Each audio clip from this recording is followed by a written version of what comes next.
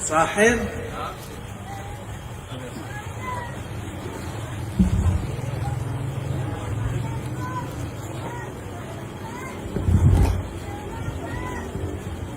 أعوذ بالله من الشيطان الرجيم.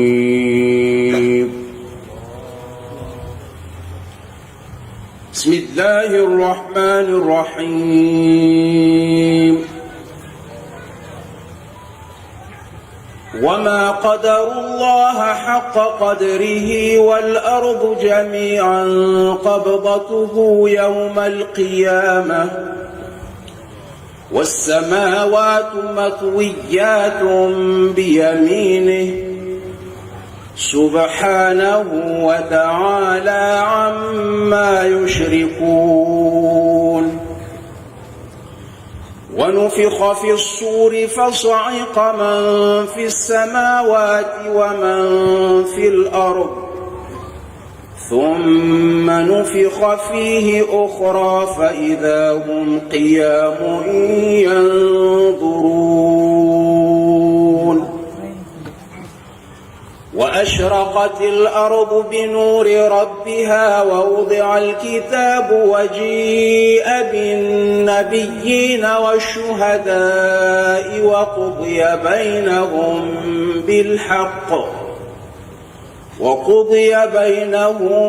بالحق وهم لا يظلمون. وسيق الذين كفروا إلى جهنم زمرا حتى إذا جاءوها فتحت أبوابها وقال لهم خزنتها ألم يأتكم رسل منكم يتلون عليكم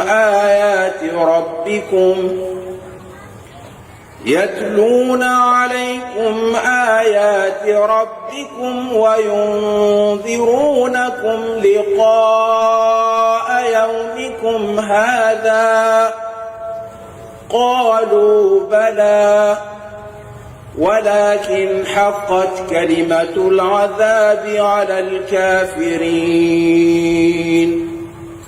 قيل ادخلوا أبواب جهنم خالدين فيها فبئس مثوى المتكبرين. وسيق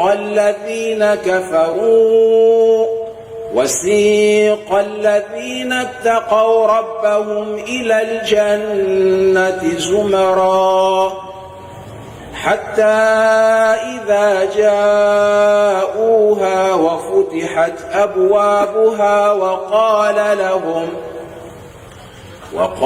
لهم خزنتها سلام عليكم طبتم فادخلوها خالدين.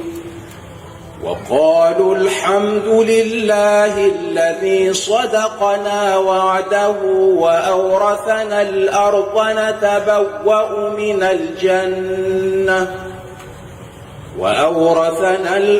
نتبوأ من الجنة حيث نشاء فنعم أجر العاملين. آمنا بالله صدق الله مولانا العظيم. سبحان ربك رب العزة عما يصفون وسلام على المرسلين والحمد لله رب العالمين. الفاتحة.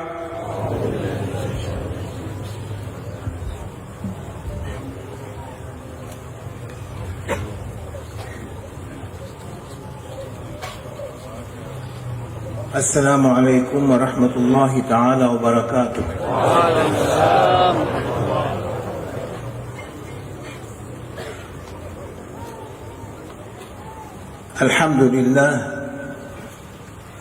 الحمد لله الذي جمعنا مرة أخرى في هذه البلاد، وشرفنا بأن نكون معكم بضيافتكم، بضيافة الحبايب من أهل اليمن الذي كرمه النبي صلى الله عليه وسلم، حيث قال: اللهم بارك لنا في شامنا وفي يمننا، في شامنا وفي يمننا.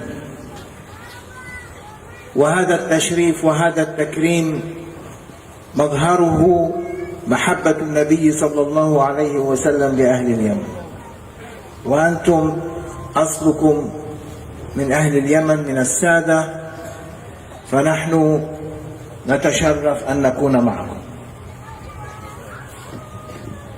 بسم الله الرحمن الرحيم. السلام عليكم ورحمة الله وبركاته. Syekh Hisham Al-Qabbani, mata'ala Allah bituli hayatih. Semoga Allah memanjangkan usia beliau sehingga kita dapat mendapatkan berbagai kenikmatan dari Allah Ta'ala. Beliau mengatakan, Alhamdulillah, sekali lagi kita dipertemukan oleh Allah Ta'ala di tempat ini, di negara ini, dipertemukan bersama atas undangan para habaib. Beliau mengatakan di sini beliau datang disambut oleh para habaib yang merupakan anak cucu Nabi Muhammad SAW, dan habaib yang ada di sini adalah para habib yang di sini berasal dari Yaman. Mereka para habaib telah mendapatkan kemuliaan dari Nabi Muhammad SAW, yaitu dalam sebuah sabdanya Rasulullah SAW bersabda, Allahumma ya Allah, tolong berkati kami di negeri Syam kami dan berkati kami di negeri Yaman kami. Doa Nabi ini menunjukkan bahwasannya para habaib yang berasal dari Yaman mendapatkan cintanya Nabi Muhammad SAW. Karena itu kata beliau, kami mendapatkan kemuliaan karena dapat menghadiri undangan para habaib yang ada di Indonesia ini. Fa'awwalu ma naqul Bismillahirrahmanirrahim. Wa awwalu ma naqul ashhadu an la ilaha illallah wa ashhadu anna Muhammadan abduhu wa habibuhu wa rasuluh. Wa awwalu ma bada'a bihi al-khalq huwa bismillahirrahmanirrahim. Wa awwalu ma nazal min al-Qur'an al-Karim Iqra bismi rabbika ay bismillahirrahmanirrahim. فكل عمل لا يبدأ ببسم الله الرحمن الرحيم فهو أبتر. Pertama-tama kami akan mengawali majelis ini dengan mengucapkan Bismillahirrahmanirrahim, dan kami juga mengawalinya dengan mengucapkan Asyhadu an la ilaha illallah wa asyhadu anna Muhammadar Rasulullah sallallahu alaihi wasallam. Ketahuilah, sesungguhnya Bismillahirrahmanirrahim merupakan sesuatu yang digunakan untuk pertama kali menciptakan alam semesta, dan Bismillahirrahmanirrahim merupakan wahyu Allah yang pertama, karena Allah telah menyatakan, bacalah dengan nama Tuhanmu, Iqra bismi rabbik, bacalah dengan nama Tuhanmu, yaitu dengan Bismillahirrahmanirrahim. Faqulu Bismillahirrahmanirrahim. Bismillahirrahmanirrahim. Walhamdulillah الذي شرفنا أن نكون من أمة الحبيب المصطفى عليه أفضل الصلاة والسلام، الذي هو منبع العلم ومصدر النور ومصدر الحقيقة، الذي انفرجت وانفلجت منه كل الحقائق، والذي ظهر بنوره كل الأنوار وأشرق بشعاعه الأسرار، فهو نبينا رسول الله المختار sallallahu alaihi wasallam. Alhamdulillah, mari kita bersyukur kepada Allah Ta'ala karena kita telah dijadikan umatnya Nabi Muhammad sallallahu alaihi wasallam, Nabi yang berkumpul kepadanya segala kebaikan dari Allah Ta'ala, Nabi yang darinya berkumpul segala ilmu dari Allah Ta'ala. Karena kita dekat dengan Rasulullah SAW, maka semua yang ada pada diri Rasulullah SAW itu merupakan sumber daripada ilmu. Apa yang beliau sampaikan tidak mungkin dapat saya terjemahkan kata per kata. Mulakhasah mukhtasaran, beliau mengatakan bersyukur kita kepada Allah karena kita dijadikan umatnya Nabi Muhammad SAW yang pada diri Rasul ini berkumpul segala kebaikan, orang-orang yang terdahulu maupun orang-orang yang akan datang kemudian. Al-ilmu laysa bit-ta'allum. Al-ilmu huwa بصب العلوم في قلب العبد. العلم يأتي من الله عز وجل إلى رسوله ومن الرسول إلى قلب العبد مباشرة بلا واسطة وبلا بواب وبلا باب، حيث قال النبي صلى الله عليه وسلم أنا مدينة العلم وعلي بابها. عندما يفتح هذا الباب العلم لا ينقطع، فهو دائما ذاك القلب متصل برسول الله صلى الله عليه وسلم حيث يدخل في مدينته مدينة العلم.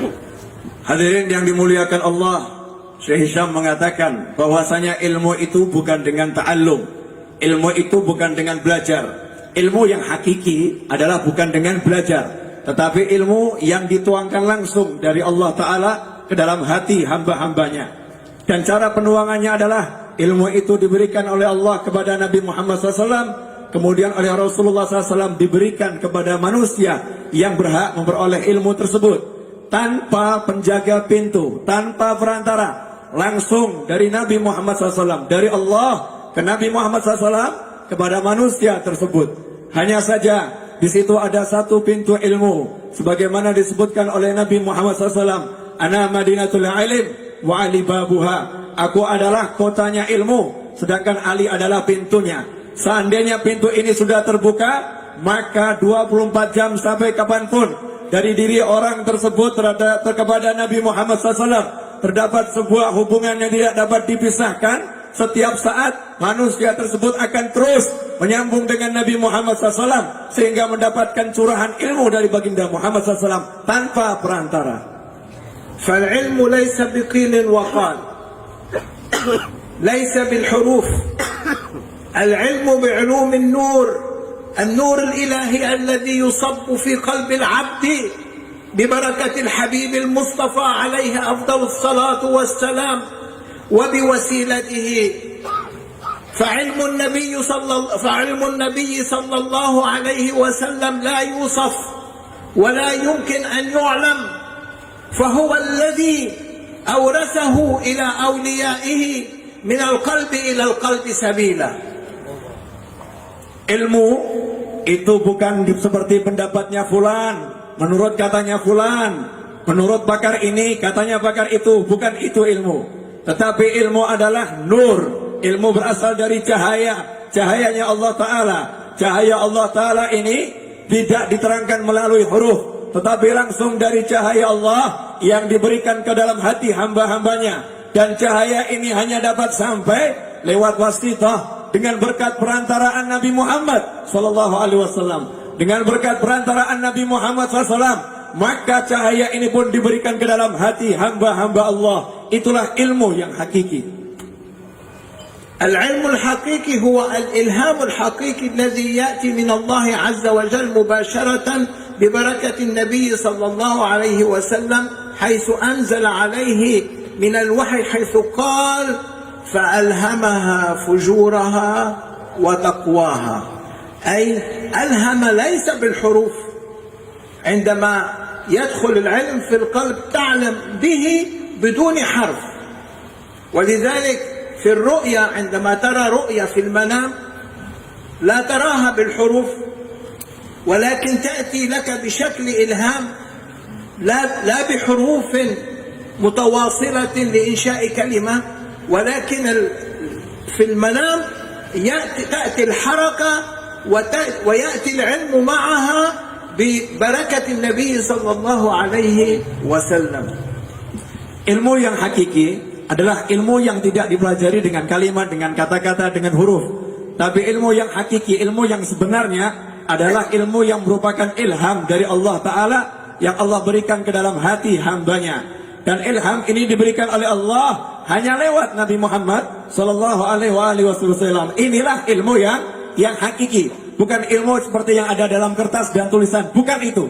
Bukan ilmu yang ada dalam huruf. Dikatakan oleh Allah dalam Al-Qur'an, fa alhamaha fujuraha wa taqwaha. Allah yang mengilhami kemampuan untuk taat dan kemampuan untuk membedakan mana yang buruk. Itu semua ilhamnya dari Allah. Sifat ilham ini bukan dengan huruf, bukan dengan kalimat, tetapi dimasukkan dalam hati seorang hamba sehingga hamba ini pun paham. Sebagaimana kalau kita sedang bermimpi, maka kita tidak mendapatkan penjelasan A, penjelasan B, tetapi kita langsung paham. Dalam mimpi itu kita mengalami suatu hal yang bentuknya begitu jelas, bentuknya begitu nyata, tanpa ada keterangan huruf-huruf, tanpa ada kalimat-kalimat. Bukannya kita diceritakan alam mimpi seperti ini, tapi langsung lihatlah dalam mimpi itu. Ya begitulah yang kita kalau mendapatkan ilmu yang hakiki dari Allah Ta'ala.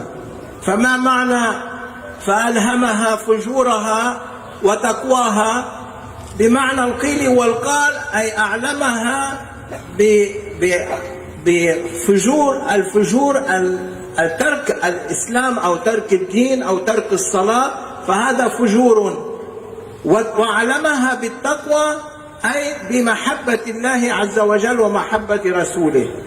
أما عند الأولياء من النور المتواصل إلى قلوبهم فألهمها فجورها وتقواها.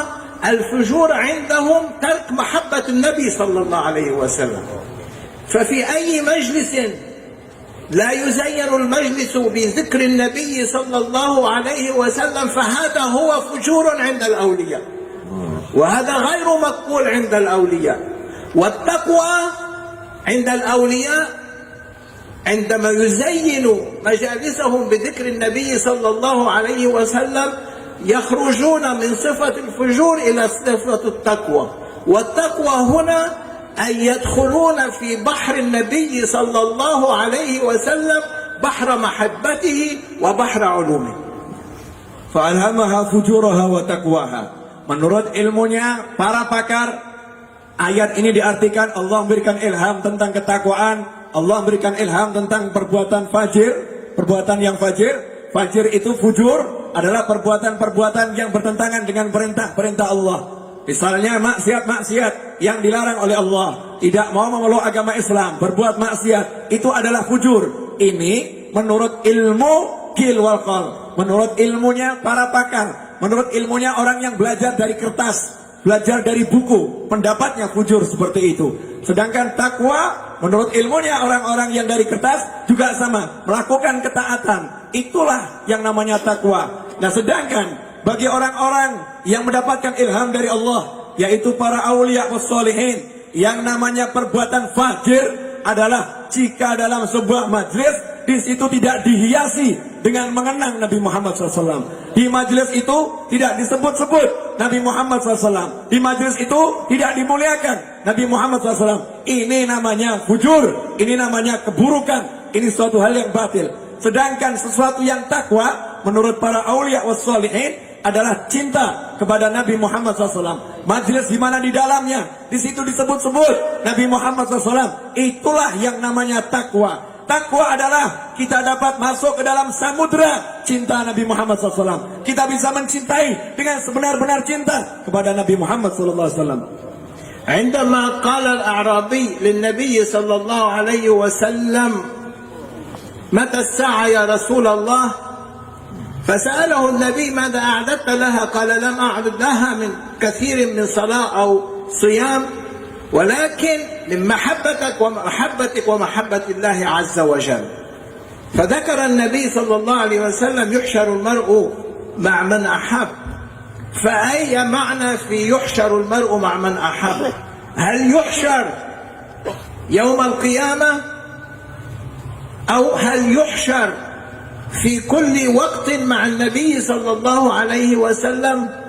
بعظمة الله وكرم الله ألهم نبيه وأوحى إلى نبيه أن الذي يحبك يا حبيبي يا محمد فهو معك دائما كما أنا جليس من ذكرني في كل وقت وحين أنت مع أحبابك في كل وقت واحد. Dalam sebuah hadis diceritakan, dalam sebuah hadis diceritakan bahwasanya seorang Badui datang menghadap Nabi Muhammad SAW. Kemudian Badui itu serta-merta berkata kepada Rasulullah, "Mata sa'ah ya Rasulullah, kapan kiamat tiba wahai Rasulullah?" Maka Rasul pun menyatakan, "Ma'adatsalaha, kamu mempersiapkan apa? Kok nantang-nantang tanya kiamatnya kapan?" Maka Badui ini menjawab, "Aku tidak mempersiapkan banyak sholat, tidak mempersiapkan banyak puasa, tetapi aku mempersiapkan cinta kepada Allah dan cinta kepadamu." Maka Rasul menjawab, "Yuhsyarul anta ma'aman ahbabta." Engkau akan bersama dengan orang yang engkau cintai. Dalam riwayat yang lain, Rasul menyatakan, "Yuhsyarul mar'u ma'aman ahab." Seseorang akan dikumpulkan bersama orang yang dia cintainya. Lalu timbul suatu pertanyaan, dikumpulkan bersama yang dicintai. Kapan dikumpulkan bersama yang dicintai? Sebuah pembahasan yang menarik yang kita mungkin jarang mendengarnya. Kapan kita akan dikumpulkan bersama orang yang kita cintai? Kalau kita cinta dengan Nabi Muhammad SAW, kapan kita akan dikumpulkan dengan Nabi Muhammad SAW? Maka berpikir mungkin nanti di hari kiamat, mungkin nanti di padang mahsyar akan dikumpulkan oleh Nabi Muhammad SAW. Ketahuilah, sesungguhnya bukan demikian. Yuhsyarul mar'u ma'aman ahab. Seseorang akan dikumpulkan bersama yang dicintainya. Kalau kita cinta Nabi SAW, maka kita akan dikumpulkan bersama Nabi Muhammad SAW. Kapankah itu?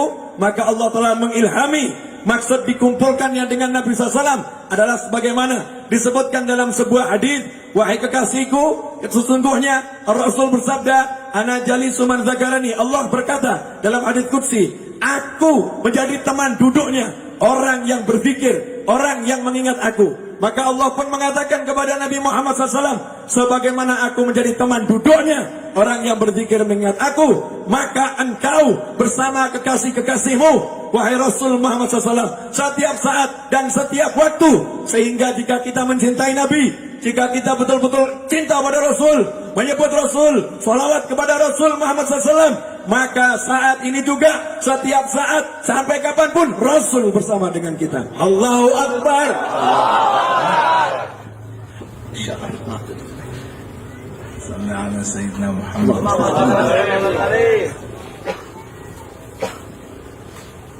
فالنبي صلى الله عليه وسلم يا سيدي يا رسول الله يا رحمة للعالمين يا شفيع المذنبين أدركنا يا رسول الله أدركنا يا حبيب الله صلاة على النبي.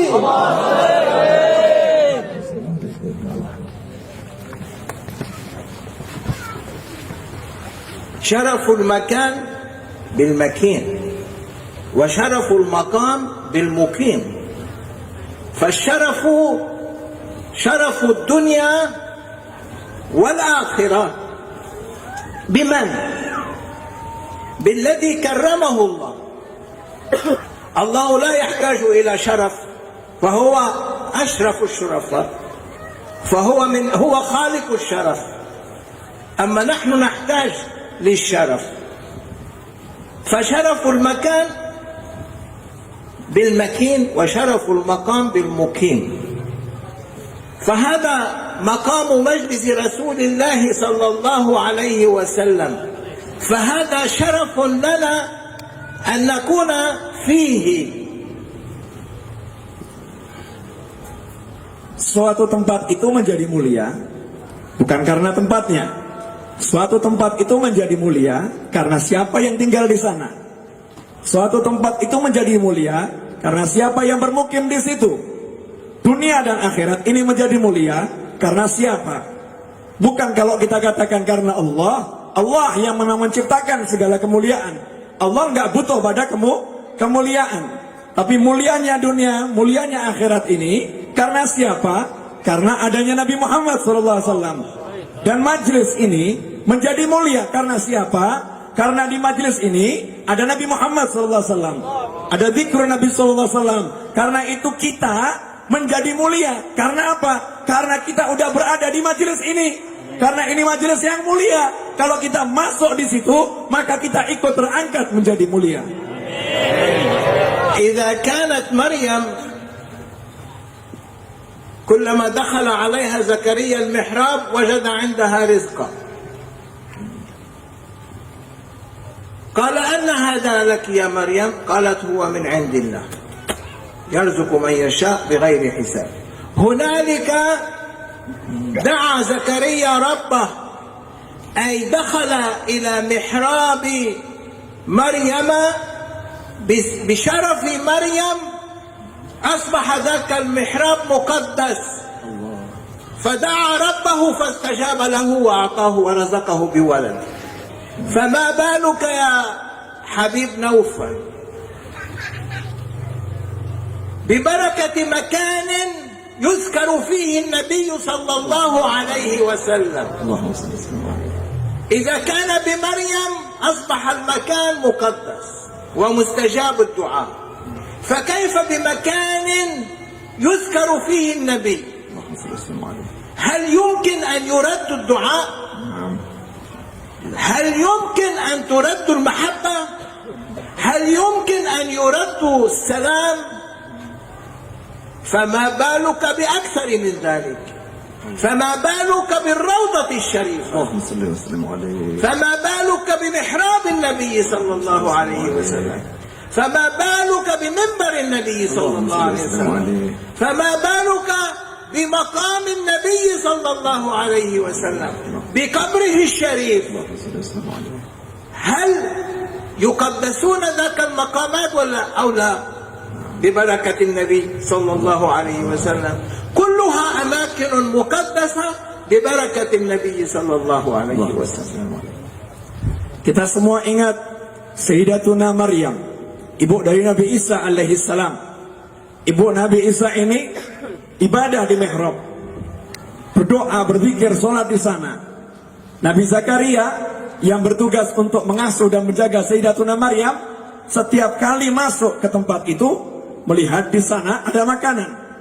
Padahal makanan ini sesuatu yang tidak ada di daerah tersebut dan bukan pada musimnya. Maka ini mengundang tanda tanya dan rasa ingin tahu Nabi Zakaria. Padahal beliau seorang nabi yang mulia. Beliau bertanya kepada Sayyidatuna Maryam, dari mana engkau peroleh ini wahai Maryam?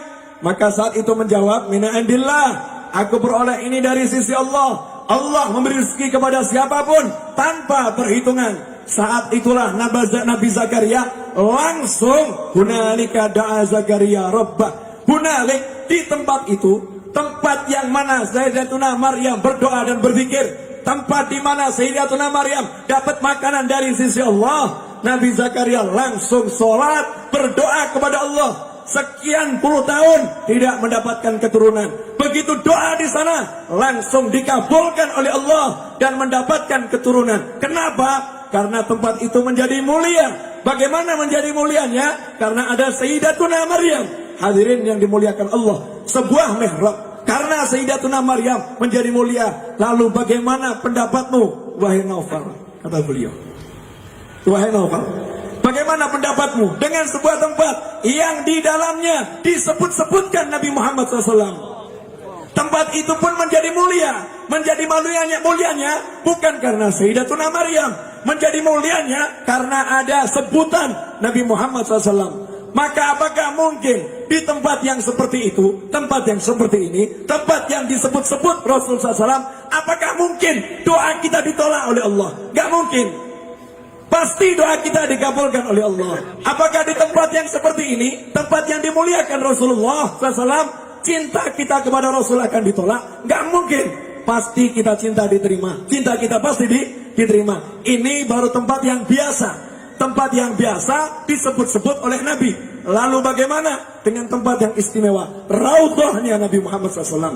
Tentu lebih suci. Tentu lebih terkabul. Lalu bagaimana dengan mihrabnya Nabi Muhammad SAW? Lalu bagaimana dengan mimbarnya Nabi Muhammad SAW? Lalu bagaimana dengan makamnya Nabi Muhammad SAW? Itulah tempat-tempat yang suci. Siapapun yang berdoa di sana pasti diterima oleh Allah. Kenapa? Karena di situ ada kemuliaan Nabi Muhammad SAW. Anta ya Musa, ayyuhal mu'minun, ayyuhal muslimun, ayyuhal ulama, as-salihun, ayyuhal habaib. لا يمكن وصف مقام النبي صلى الله عليه وسلم إلا ببعض التجليات والنفحات التي تأتي إلى القلوب، إلى قلوب الأولياء، ومن الأولياء إلينا. سيدنا موسى أمره الله عز وجل في حد الدنيا تشريفا له بأن يأتي إلى الوادي المقدس طوى، وقال له اخلع نعليك إنك بالوادي المقدس طوى، لا يمكن أن تأتي بهذين النعلين يا موسى إلى حضرتي، مع أنه مقام تشريف لموسى، أمره بخلع النعلين والدخول إلى ذاك المقام. أما في حد الدنيا، أما النبي صلى الله عليه وسلم لم يأمره بخلع النعلين، وهو دخل إلى الحضرة الإلهية في قاب قوسين أو أدنى، وشرفه بملاقاته، وكما قال كثير من العلماء والإمام النووي في شرح الحديث في صحيح مسلم أن النبي صلى الله عليه وسلم رأى ربه بعيني رأسه، ولا مجال لغير هذا التفسير. فالنبي رأى الله عز وجل بصفة التي يريدها الله عز وجل، رآه بعيني رأسه، وكان ذلك تشريفا ليس فقط تشريفا للنبي برؤية الله بصفة ما أراده الله أن يرى، ولكن حضور النبي صلى الله عليه وسلم إلى الجنان لماذا؟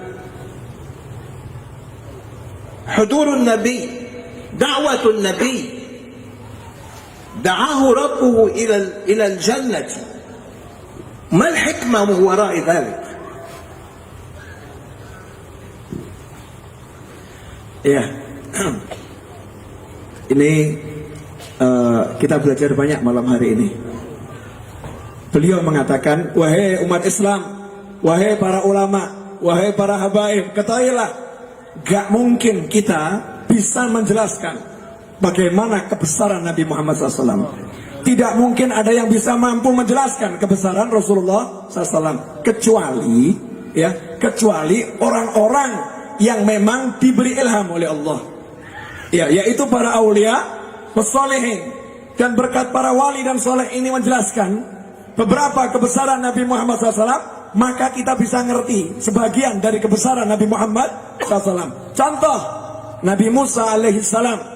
Nabi Musa pengen ketemu Allah. Nabi Musa pun diperintahkan oleh Allah, pergilah kamu bil wadil muqaddas Tuwa, pergi ke sebuah lembah yang namanya Tuwa, lembah yang suci. Di situ akan bertemu dengan tajalli Allah. Allah akan bertajalli di sana. Tapi ketika Nabi Musa sampai di lembah tersebut, Allah mengatakan ikhla'na alaik, lepaskan dua alas kakimu. Jangan pakai alas kakimu karena ini lembah yang suci. Hadirin yang dimuliakan Allah, Nabi Musa akan dimuliakan oleh Allah di tempat tersebut sesuai dengan keinginannya. Oleh Allah diberi syarat, lepaskan sandalmu, gak boleh pakai sandalnya, gak boleh pakai alas kakinya. Lalu bagaimana dengan Nabi Muhammad SAW?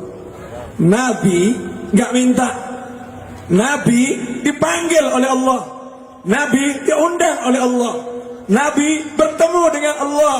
Dengan apa? Jasad, ruh, sandalnya, semua bertemu dengan Allah tanpa syarat apapun. Dikatakan oleh Imam Nawawi dalam syarah Muslim, beliau mengatakan Rasul bertemu dengan Allah dan melihat Allah dengan kedua bola mata beliau yang mulia. Penjelasannya gak mungkin bisa dijelaskan. Bagaimana sifat menjelaskannya Rasulullah SAW, melihatnya Rasulullah SAW. Kita hanya dapat mengatakan Rasul melihat Allah dengan sesuatu yang Allah inginkan, dengan cara yang Allah inginkan, dengan kebesaran yang Allah inginkan. Tapi sekarang timbul sebuah pertanyaan. Kemuliaan Rasul ada di hadapan Allah, sebuah kemuliaan yang luar biasa. Rasul melihat Allah, kemuliaan yang luar biasa. Tapi ada sebuah pertanyaan, mengapa Rasul harus menuju surga? Ilal jannah. Kenapa Rasul sampai diundang ke surga? Apa hikmah di balik semua itu? Beliau akan menjelaskan. قبل أن ندخل في هذا الموضوع أقول أن الله عز وجل أمر سيدنا موسى عليه السلام بخلع نعلين، والنعلين كانوا يصنعون النعول أو الأحذية في ذاك الزمن، زمن سيدنا موسى، من جلد الحمير، أي من جلد حمار لا جاهل، لا حكمة عنده ولا معرفة. فقال له الله عز وجل مخاطبا يا موسى لا تأتي عندي بجهلك. لذلك أرسله إلى سيدنا الخضر عليه السلام مع عظمته صلى الله عليه وسلم، أيضا موسى عليه السلام مع عظمته ومن الخمسة أولي العزم، الله عز وجل خاطبه كما قال محي الدين بن عربي في تفسير هذه الآية أنه يا موسى اخلع جهلك وتعال عندي. فخلع النعلين عبارة عن جهل ليس بمثل جهلنا، نحن جهلاء، أما في ذاك المقام هناك معنى آخر في الجهل.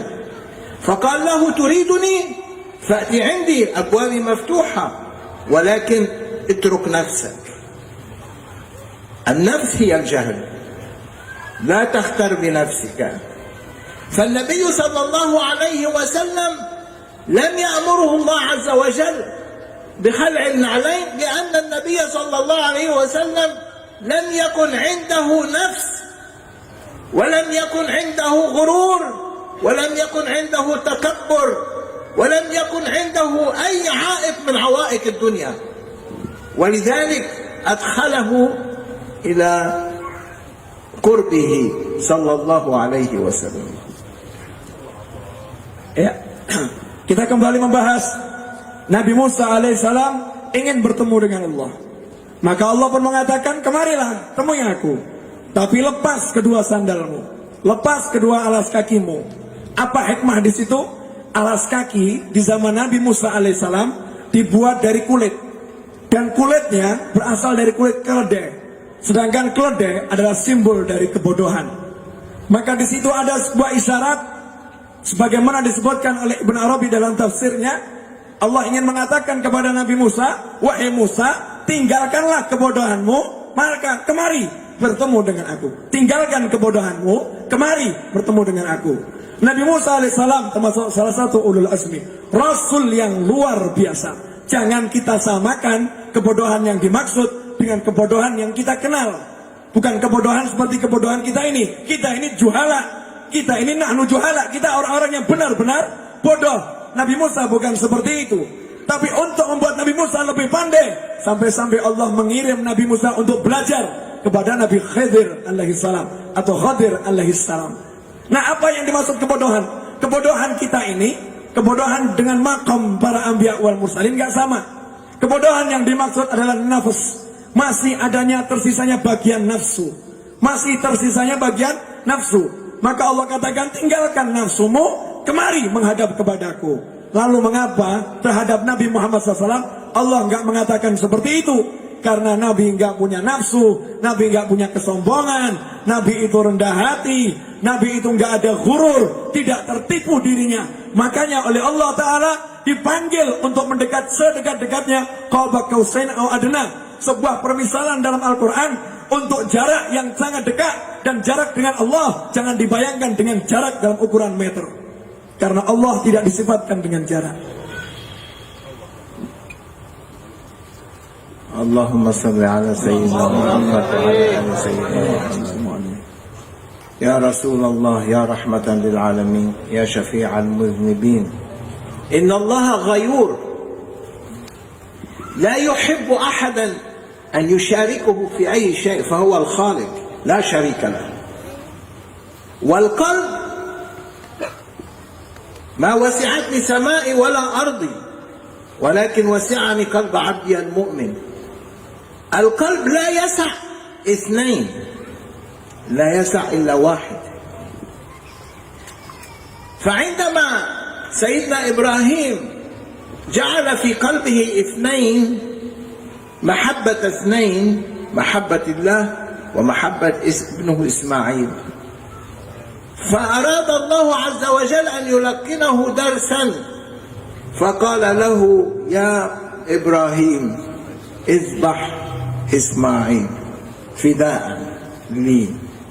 أمره بذبح إسماعيل حتى امتحنه ورآه صادقا بذبح إسماعيل، فقال له: ففديناه بذبح عظيم.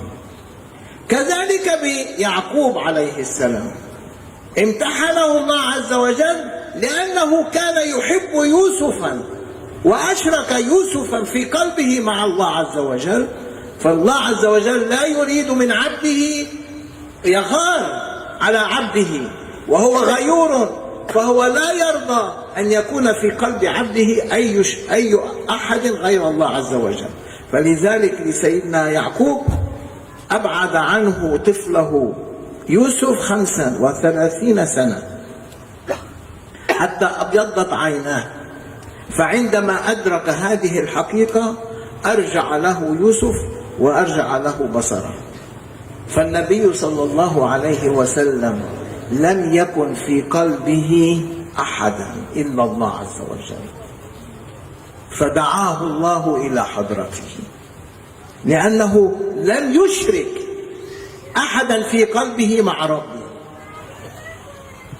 فبذلك هو أصبح الموحد الحقيقي والمثل الأعلى لكل الأنبياء والمثل الأعلى لكل العباد في مقام التوحيد. نرجو الله عز وجل أن يدخلنا في هذا المقام. Allah Ghayur. Allah itu disifatkan maha pencemburu. Allah itu maha mencemburui. Sangat pencemburu Allah. Teramat-amat sangat mencemburui. Allah tidak mau disekutuin oleh apapun. Dan kita tidak boleh menyekutukan Allah dengan apapun. Kalau ada manusia atau makhluk yang menyekutukan Allah dalam arti menduakan Allah, maka Allah marah karena Allah maha pencemburu. Sedangkan Rasul dalam sebuah hadits qudsi mengatakan, Allah mewahyukan, mawasi'ani, langitku, bumiku tidak dapat menampung aku, nggak dapat ngerti aku. Mawasi'ani, nggak bisa langit maupun bumiku kecuali hati hambaku yang beriman. Hati hamba yang beriman inilah yang mampu menampung, dalam arti mengenal, bermakrifah kepada Allah Ta'ala. Lalu hati hamba yang bagaimana? Hati itu nggak mungkin bisa menampung dua dalam satu hati. Dalam satu hati harus yang ada cuma satu. Dan yang satu itu hanyalah Allah. Yang satu itu hanyalah Allah. Kita lihat sekarang Nabi Ibrahim alaihissalam. Nabi Ibrahim begitu di hatinya setelah mendapatkan putra yaitu Nabi Ismail alaihissalam, di hatinya ada Nabi Ismail, muncul rasa cinta kepada Nabi Ismail, maka Allah pun cemburu dan Allah mengatakan, sembelih putramu Ismail. Allah ingin menghapuskan rasa cinta yang ada dalam hati kepada Nabi Ismail. Hanya Allah yang boleh. Ini maqamul anbiya wal mursalin, makamnya orang-orang yang wahid. Makanya orang-orang yang betul mengucapkan la ilaha illallah, yang ada hanya Allah. Ketika Nabi Ibrahim alaihissalam membuktikan, melepaskan cintanya kepada Ismail alaihissalam dengan siap menyembelihnya, meletakkan pisau itu di lehernya dan mulai menggerakkan pisau itu untuk menyembelih Nabi Ismail, maka Allah menyatakan, kami ganti dengan sembelihan yang agung, sehingga sampai sekarang pun kita disunahkan untuk menyembelih hewan kurban. Begitu pula dengan Nabi Yakub alaihissalam. Nabi Yakub punya putra yang banyak, tapi cintanya kepada Nabi Yusuf tidak sama dengan cintanya kepada saudara-saudaranya. Dalam hati Nabi Yakub muncul rasa cinta kepada Nabi Yusuf alaihissalam. Allah maha pencemburu, maka Allah pun jauhkan Nabi Yakub alaihissalam Nabi Yakub dari putranya, yaitu Nabi Yusuf. Berapa tahun? 35 tahun dipisahkan sampai menjadi tunanetra, tidak bisa melihat. Setelah paham apa yang dimaksud oleh Allah, bahwasanya Allah nggak mau diduakan, Nabi Yakub memahami itu, maka Allah pun mengembalikan Nabi Yusuf kepada Nabi Yakub dan menjadikan Nabi Yakub mampu melihat lagi. Lain halnya dengan baginda Muhammad SAW. Di hatinya tidak ada yang lain. Di hati Nabi yang ada hanya Allah. Tiada siapapun, tiada makhluk apapun di hati Rasulullah SAW. Yang ada cuman Allah. Karena itulah Allah sangat mencintai Rasulullah dan memanggil Nabi Muhammad SAW. Semoga kita semua sampai kepada makom itu. Tidak ada yang sampai pada makomnya Nabi kecuali Nabi Muhammad SAW. Pada hakikatnya yang benar-benar mengesahkan Allah itu cuman Nabi Muhammad SAW. Allah ingin menjadikan Rasul sebagai suri teladan untuk seluruh Nabi, untuk seluruh Rasul, untuk seluruh makhluknya di dalam mengesahkan Allah Ta'ala. Karena itulah dikatakan Al-Muwahhid Al-Hakiki, orang yang benar-benar mengesahkan Allah hanyalah Nabi Muhammad SAW. تعظيم النبي صلى الله عليه وسلم واجب على كل مسلم ومسلمة. تعظيم النبي ترفيع للدرجات. تعظيم النبي أمر الله على كل عبد. تعظيم النبي أمر الله على الملائكة. تعظيم النبي أمر الله على الجنان. تعظيم النبي في الأرض وفي السماء. فتعظيم نبيه صلى الله عليه وسلم كما قلنا في البداية شرف المقام بالمقيم. تعظيم المقام بالذي موجود هو في المقام، أي تعظيم مقام النبي صلى الله عليه وسلم بما أنه موجود في قاب قوسين أو أدنى، فهذا واجبنا تعظيم النبي، وهو مفخرة لكل الأنبياء، وهو نور على نور لكل العباد تستمد منه الخلائق جميعا. لذلك قال البصيري: وكل من رسول الله ملتمس غرفا من البحر أو رشفا من الديام أو رشفا من الديم. Ya, mengagungkan Nabi Muhammad SAW. Karena kita tahu Nabi punya makam yang begitu besar. Nabi sampai ke suatu tempat yang sangat dekat dengan Allah, kedekatan yang gak ada duanya. Derajat yang sangat tinggi ini, karena itu wajib setiap muslim, lelaki maupun perempuan, wajib untuk mengagungkan Nabi Muhammad SAW. Wajib untuk memuliakan Nabi Muhammad SAW. Siapa yang mau mengagungkan, siapa yang mau memuliakan Nabi Muhammad SAW, maka upayanya mengagungkan, memuliakan Rasul, itu akan mengangkat derajatnya. Akan mengangkat derajatnya. Karena itu Allah perintahkan, yang di langit maupun yang di bumi, semuanya diperintahkan untuk mengagungkan Nabi Muhammad SAW. Malaikat diperintahkan mengagungkan Nabi Muhammad SAW. Ke bumi diperintahkan ngagung Nabi SAW. Surga diperintahkan untuk mengagungkan Nabi Muhammad SAW. Sebagaimana telah kami jelaskan di awal, kata beliau bahwasanya suatu tempat menjadi mulia karena yang berada di tempat itu, siapa yang tinggal di tempat itu.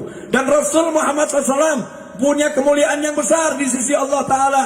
Karena itulah para anbiya wal mursalin, aulia wassalihin, makhluk Allah semuanya berupaya mengambil karunia yang besar dari Allah lewat memuliakan Nabi Muhammad SAW, lewat mengagung-agungkan Nabi Muhammad SAW. Sebuah kebanggaan untuk para anbiya wal mursalin karena mereka punya Nabi Muhammad SAW. Alam ini punya Nabi Muhammad SAW. Sebuah kebanggaan untuk alam. Karena itulah Imam Busiri di dalam burdahnya mengatakan, setiap orang, setiap makhluk, siapapun itu, manusia, jin, apapun makhluknya, wa kullun, artinya ini untuk takkid, semuanya, yaitu selain Allah, ghairullah, semuanya mengambil bagiannya dari Nabi Muhammad SAW. Ada yang mengambil dalam jumlah yang besar, ghorfa, dari lautan, jumlah yang besar, menggayu, yang ngambil yang sangat besar. Tapi ada yang ngambil cuman sepercik. Maka jadilah kita ngambil yang besar, jangan yang kecil. لم يقل البصيري وكل من الله ملتمس، مع أن الواجب أن يقول وكل من الله ملتمس غرفا من البحر أو رشفا من الديم، بل هو تعظيما للنبي صلى الله عليه وسلم رأى أن مقام النبوة، نبوة الرسول صلى الله عليه وسلم، شرفه الله بمقام التوحيد، ولذلك قال وكل من رسول الله ملتمس، أي مقام التوحيد لا يعرف إلا من خلال رسول الله صلى الله عليه وسلم، لأنه هو رآه بعيني رأسه وعرف مقامه وعرف منزلته من الله عز وجل، وعرف لماذا أكرمه الله الكرم الإلهي بأن خلق نوره قبل أن يخلق الأشياء، لأن النبي صلى الله عليه وسلم هو شرف للجنان جميعا، خلقه قبل خلق أي شيء من الخلق، لأنه هو شرف الخلق، هو الشرف الذي من أجله خلق الله عز وجل الخلق، فعظم الخلق بعظمة النبي صلى الله عليه وسلم. ولذلك البصيري أدرك عظمة النبي صلى الله عليه وسلم ورآها رأي العين من رسول الله صلى الله عليه وسلم، فعرف أن النبي يستمد منه كل شيء حتى يمكنهم توحيد الله عز وجل. Imam Busiri, mengapa beliau tidak mengatakan semuanya mengambil dari Allah, tapi beliau mengatakan semuanya mengambil dari Nabi Muhammad Sallallahu Alaihi Wasallam?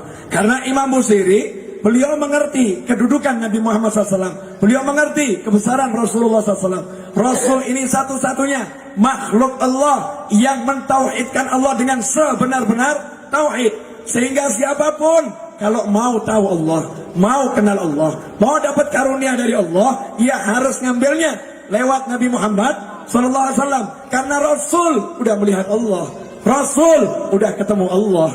Jadi semuanya akan diberikan Allah lewat Nabi Muhammad Sallallahu Alaihi Wasallam. Dan Nabi Muhammad SAW ini kemuliaan yang luar biasa. Imam Busiri udah bertemu, mimpi, ketemu langsung juga dengan Nabi Muhammad Sallallahu Alaihi Wasallam. Makanya beliau mengatakan segala-galanya mengambil dari Rasul, termasuk diantaranya surga. Tadi telah disebutkan di depan, kenapa Rasul ilal jannah, doi ilal jannah, diundang ke surga. Kenapa? Karena dengan adanya Rasul di surga, surganya menjadi mulia. Tashrif lil jinan. Surga ini butuh Nabi Muhammad SAW. Kenapa? Karena Rasul diciptakan oleh Allah. Dan sebelum Allah menciptakan segala sesuatu, khalaqallahu min nurih, Allah menciptakan dari cahayanya. Karena diciptakan dari cahaya Allah, sebelum Allah menciptakan dari segala sesuatu, maka segala sesuatu pun butuh kepada Nabi Muhammad SAW. Segala sesuatu pun merasa mulia kalau dihadiri oleh Nabi Muhammad SAW. Bil ma'na hakadha.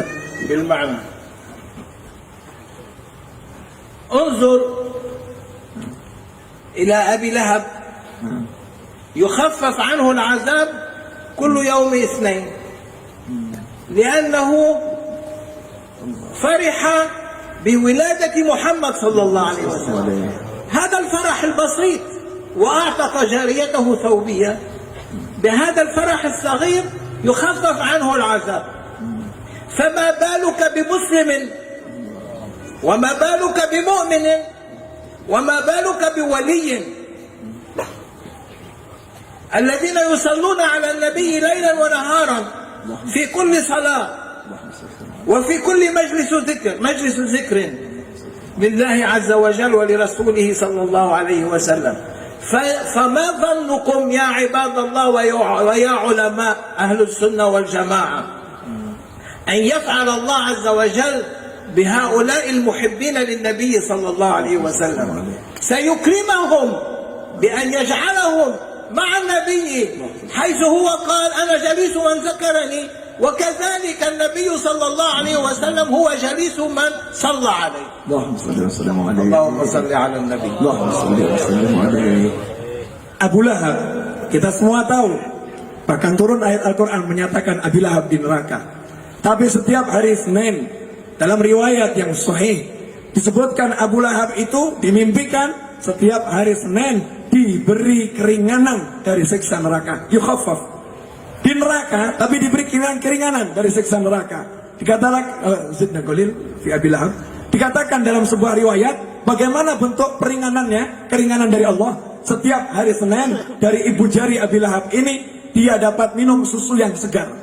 Kalau masukkan tangannya ke mulut, dia akan minum susu laban khalis yang segar setiap hari Senin. Di neraka dapat keringanan, dapat minum susu. Kenapa? Karena dulu pernah ketika Nabi Muhammad SAW keponakannya lahir, Rasul sebagai keponakan lahir, Abi Lahab senang luar biasa menyambut kelahiran Nabi Muhammad SAW. Abu Lahab kemudian membebaskan bedaknya, Thuaibah dibebaskan oleh Abi Lahab sebagai bentuk senangnya dengan lahirnya Nabi Muhammad SAW. Hadirin yang dimuliakan Allah, ayuhal muslimun, para habaib, para ulama, para kiai, semua yang hadir, coba bayangkan Abu Lahab yang nyata-nyata kafir dulu pernah senang dengan kelahiran Rasul sekali, bukan perbuatan yang sangat besar, sedikit perbuatannya, oleh Allah diberi keringanan dari siksa neraka. Lalu bagaimana pendapat kalian terhadap seorang muslim? Bagaimana dengan muslim yang senang dengan Rasulullah SAW? Lalu bagaimana pendapat kalian dengan yang lebih tinggi dari muslim, yaitu mukmin, jika itu senang dengan Nabi Muhammad SAW? Lalu bagaimana pendapat kalian dengan wali yang senang dengan terus mengingat Nabi Muhammad SAW? Pasti mendapatkan kemuliaan yang besar dari Allah. Gak mungkin tidak diberi kemuliaan. Karena itulah Allah mengatakan, ana jalisu man dzakarani, aku teman duduk orang yang mau berzikir mengingatku. Maka setiap muslim yang dia mau mengingat Nabi Muhammad SAW dengan bersalawat kepada Nabi Muhammad SAW, maka Rasul menjadi teman duduknya, Rasul bersama dengannya. Karena itu majelis zikir yang diselenggarakan di situ, zikir kepada Allah, zikir kepada Rasul, itu membawa kemuliaan yang sangat besar. Kita ini solawat di majelis zikir juga solawat, gak mungkin kita akan disia-siakan.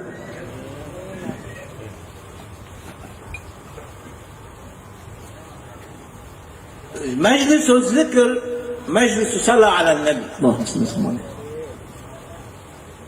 وما هو مجلس ذكر الملائكة؟